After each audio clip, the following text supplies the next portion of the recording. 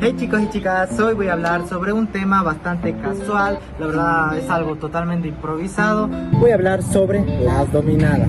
Es un ejercicio que se ha vuelto bastante popular, un ejercicio bastante interesante, bastante sencillo entre comillas, porque hay muchas personas que pueden hacer bastante. Personas como Jero Arias y su reto que ya todos deben conocer, no me sorprendería que no conozcan a Jero Arias.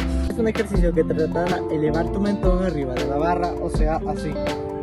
Bueno, actualmente para mí este reto es demasiado difícil, así que voy a intentar a ver cuántas dominadas puedo hacer. Vamos a darle.